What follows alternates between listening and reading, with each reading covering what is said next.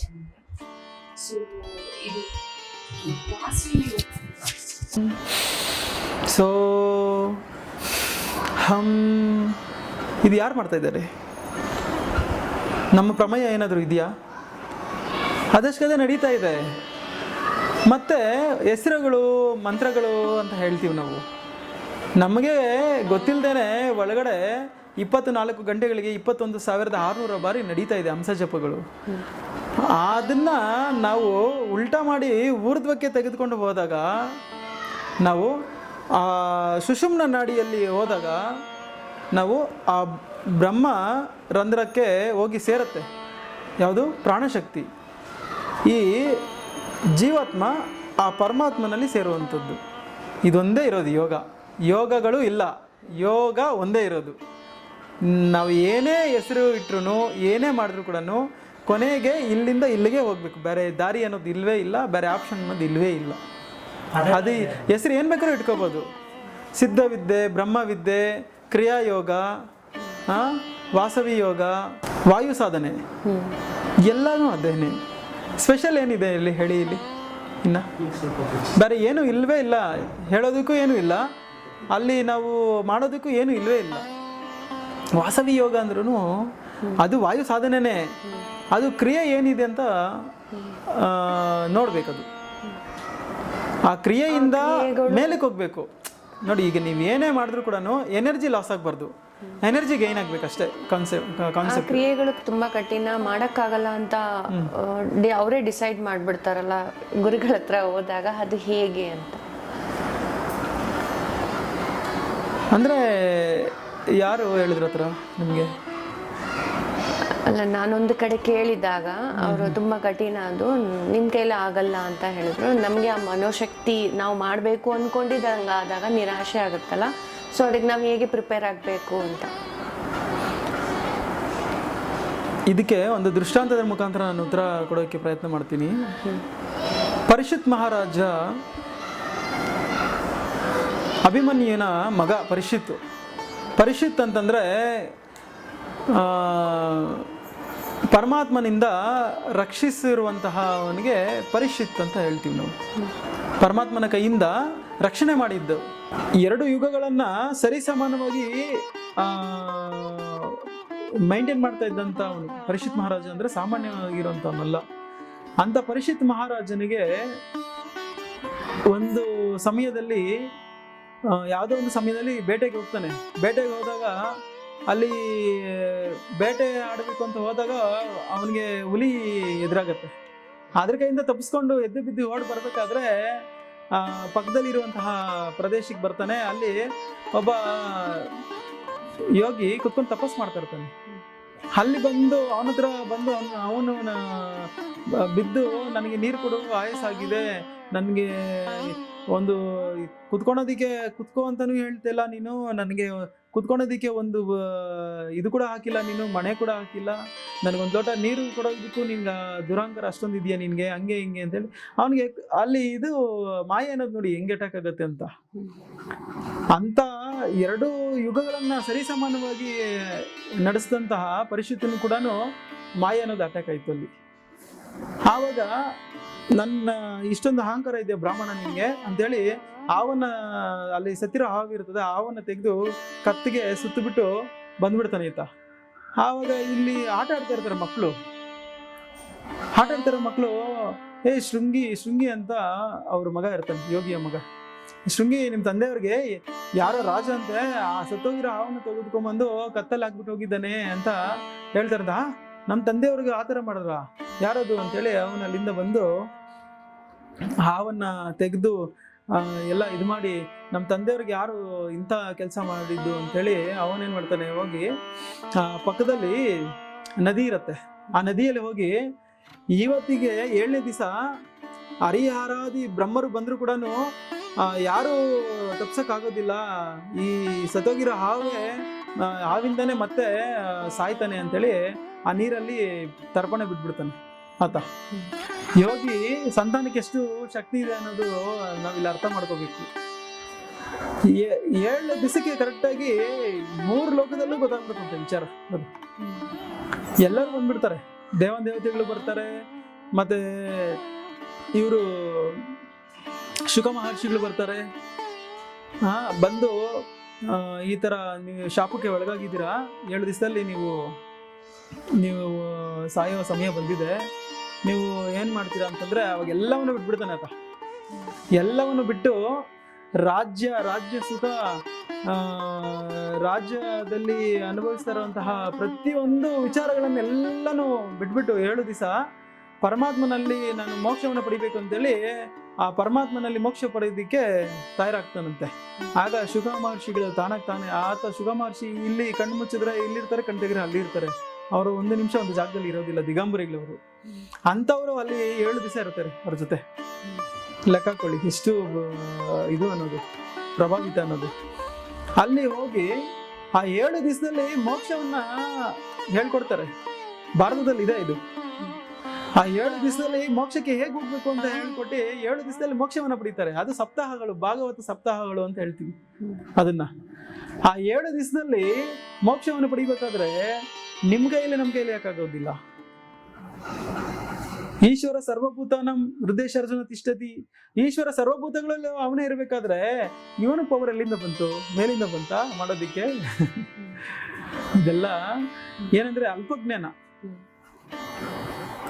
ಮನ್ಸಿದ್ಯಾ ಸುಲಭ, ಮನ್ಸಿಲ್ವಾ ಕಠಿಣ. ಮನ್ಸು ಇದ್ರೆ ಸುಲಭ, ಮನ್ಸಿಲ್ಲ ಅಂದ್ರೆ ಕಷ್ಟ.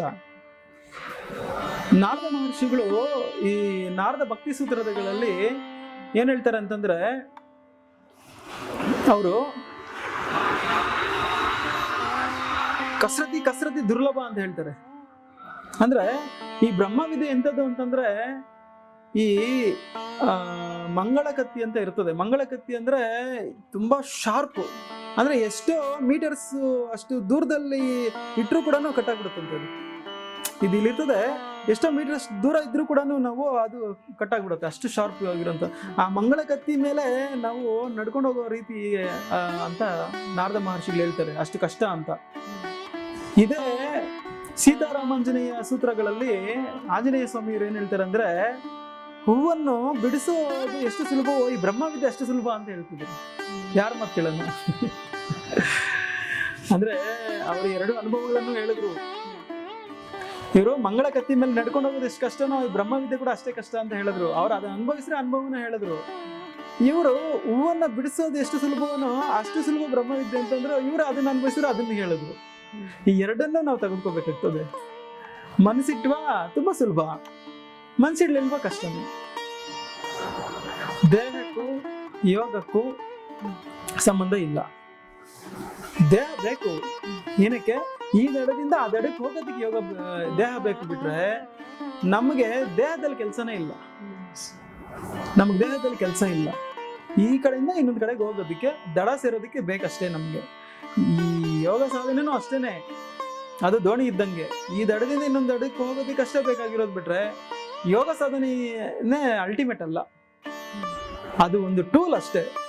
ಅದೊಂದು ಟ್ರಾನ್ಸ್ಡ್ಯೂಸರ್, ಒಂದು ವಿಷಯವನ್ನ ಇನ್ನೊಂದು ವಿಷಯವಾಗಿ ಮಾರ್ಪಾಟ್ ಮಾಡೋದಕ್ಕೆ ಒಂದು ಟ್ರಾನ್ಸ್ಡ್ಯೂಸರ್ ಅಷ್ಟೇ ಅದು. ಬಟ್ ಅದೇ ಅಲ್ಟಿಮೇಟ್ ಅಲ್ಲ. ಇದೆಲ್ಲ ಏನಂದ್ರೆ ಅಲ್ಪಜ್ಞಾನ ಅಂತ ಹೇಳ್ತೀವಿ ನಾವು. ಯಾವುದು ಕಷ್ಟ ಇಲ್ಲ.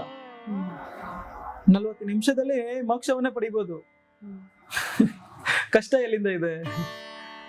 ಈಗ ನೀವು ಕಲಿಯೋದಕ್ಕೆ ಎಷ್ಟೊತ್ತಾಯ್ತು? ಮನ್ಸು ಮಾಡಿ ಕುತ್ಕೊಂಡ್ರೆ ನಾವು ದಿಸಾನು ಮಾಡ್ಬೋದು. ಕಷ್ಟ ಎಲ್ಲಿಂದ ಬಂತು? ಕಷ್ಟ ಅನ್ಕೊಂಡ್ರೆ ಯಾವುದು ಆಗೋದಿಲ್ಲ. ಈಗ ಸುಲಭವಾಗಿದೆಯಾ ನಿಮ್ಗೆ? ಈಗ ಮಾಡಿದ್ದು ಮಾಡ್ಬೋದು ಅನ್ಸ್ತಲ್ವಾ? ಮಾಡ್ಬೋದು ಅನ್ಸಿದ್ರೆ ನೀವು ನಿರಂತರವಾಗಿ ಮಾಡೋದು ಕಷ್ಟ ಅಷ್ಟೇ. ನಿರಂತರವಾಗಿ ಮಾಡೋದು ಕಷ್ಟ. ಅದು ಬಿಟ್ರೆ ಇದರಲ್ಲಿ ಏನೋ ನಾವು ಆಸನಗಳನ್ನ ಹಾಕ್ಬೇಕು, ಬೇರೆ ಬೇರೆ ವಿಚಿತ್ರವಾಗಿರುವಂತಹ ಕಠಿಣವಾಗಿರುವಂತಹ ಕ್ರಮಗಳನ್ನ ಅದೆಲ್ಲ ಏನು ಇಲ್ಲ. ಸ್ವಲ್ಪ ಇದೆ, ಸ್ವಲ್ಪ ರೂಲ್ಸ್ ಅಂಡ್ ರೆಗ್ಯುಲೇಷನ್ಸ್ ಇದೆ. ಆ ರೂಲ್ಸ್ ಅಂಡ್ ರೆಗ್ಯುಲೇಷನ್ಸ್ನ ನಾವು ಫಾಲೋ ಅಪ್ ಮಾಡಿದ್ರೆ ಸಾಕು. ಈಸಿಯಾಗಿ ನಮ್ಮ ಮನಸ್ಸು ನಮ್ಮ ಮಾತು ಕೇಳುತ್ತೆ, ನಾವು ಈಸಿಯಾಗಿ ಸಾಧನೆಯಲ್ಲಿ ಹೋಗ್ಬೋದು. ಹೆಚ್ಚು ಕಮ್ಮಿ ಆಗುತ್ತೆ. ಇನ್ನೊಂದು ವಿಷಯ ನಾವು ಅರ್ಥ ಮಾಡ್ಕೊಬೇಕಾಗಿರೋದು, ಸ್ವಾಮಿ ಏನು ಹೇಳಿದ್ದಾರೆ ಅಂತಂದರೆ, ಯೋಗ ಭ್ರಷ್ಟನ ಆದರೂ ಪರವಾಗಿಲ್ಲ, ಮತ್ತೆ ಅವನು ಮನುಷ್ಯಗೆ ಹುಡ್ತಾನೆ, ಬೇರೆ ಯೋನಿಗಳಲ್ಲಿ ಅವನು ಹೋಗೋದಿಲ್ಲ ಅಂತ ಹೇಳಿದ್ದಾರೆ, ಗ್ಯಾರಂಟಿ ಕೊಟ್ಬಿಟ್ಟಿದ್ದಾರೆ. ತ್ರಾಯಿತೋ ಮಹತೋ ಭಯತ್ ಅಂತೇಳಿ ಸ್ವಾಮಿ ನಮಗೆ ರಿಟರ್ನ್ ಮೂಲಕ ನಮ್ಗೆ ಗ್ಯಾರಂಟಿಯನ್ನು ಕೊಟ್ಬಿಟ್ಟಿದ್ದಾರೆ. ಸ್ವಲ್ಪ ಒಂದು ಕ್ಷಣ ಮಾತ್ರಸ್ಯ ಯೋಗಸ್ಯ ಕಳನಾಂ ರಹಿತ ಷೋಡಸ್ಯ, ಒಂದು ಕ್ಷಣ ಕಣ್ಮುಚ್ಚಿ ಕಣ್ತೆಗೆಷ್ಟೊತ್ತು ಯೋಗ ನಿಷ್ಠಲಿದ್ದರೆ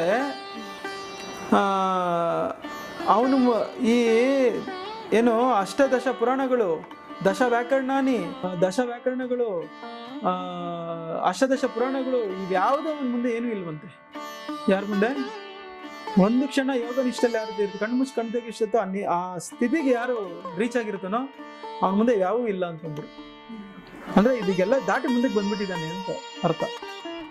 ಅದನ್ನ ನಾ ಹೇಳಿದ್ದು, ನಾವೆಲ್ಲ ದಾಟಿ ಮುಂದಕ್ಕೆ ಬಂದಿದ್ದೀವಿ, ಮತ್ತೆ ಅದ್ರ ಬಗ್ಗೆ ಯೋಚನೆ ಮಾಡೋ ಅವಶ್ಯಕತೆ ಇಲ್ಲ. ಅದಿರೋದು ಬಂದೇ ಬರ್ತದೆ, ಎಲ್ಲೂ ಹೋಗೋದಿಲ್ಲ. ಅದು ಅದ್ರ ಬಗ್ಗೆ ಯೋಚನೆ ಮಾಡೋ ಅವಶ್ಯಕತೆ ಇಲ್ಲ. ನಾವು ಮಾಡೋ ಕರ್ತವ್ಯ ಮಾಡ್ತಾ ಹೋಗ್ತಾ ಇದ್ರೆ ಬರುತ್ತೆ.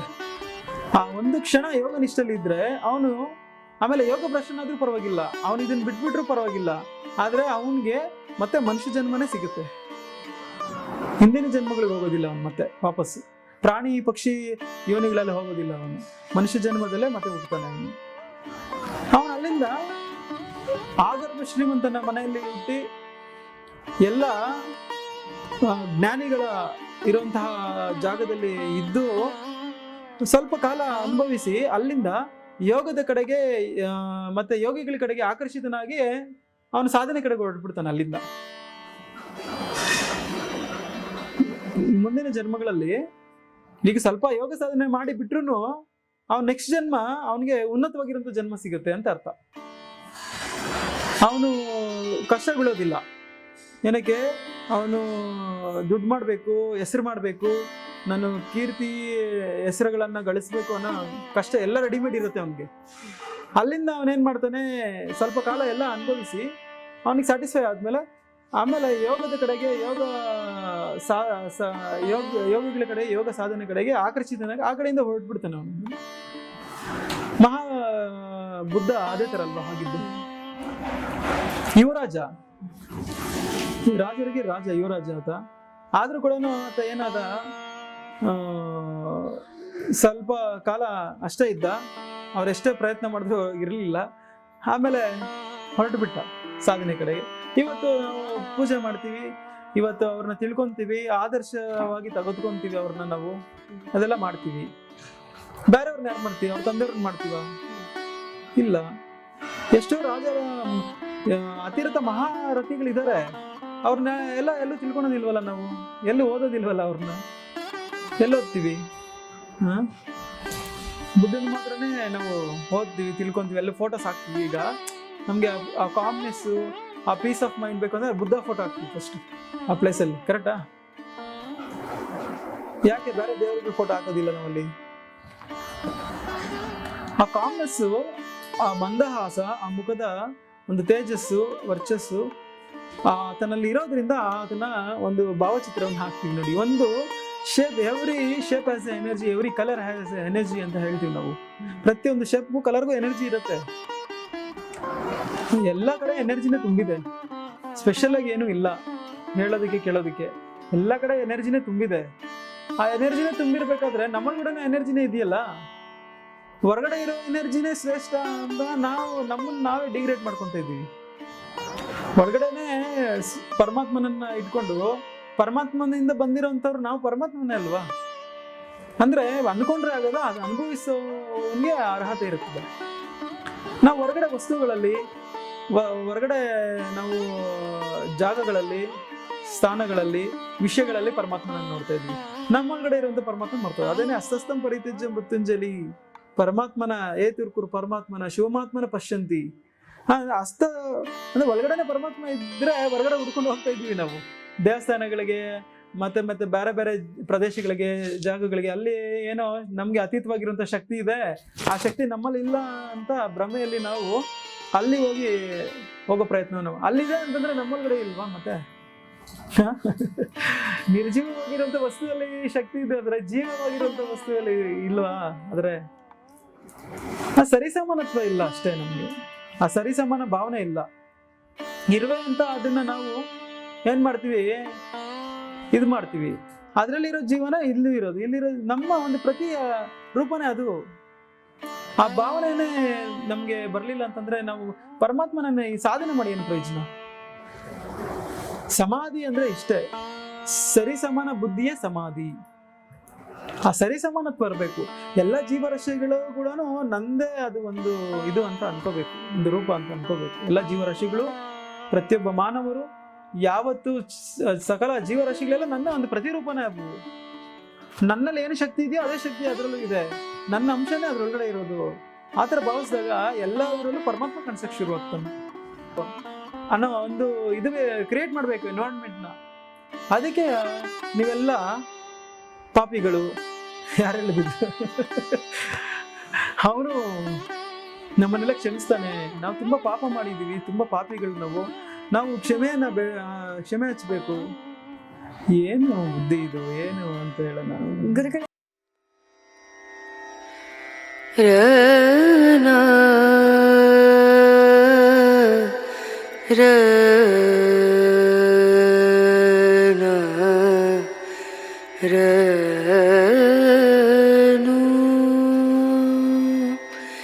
रे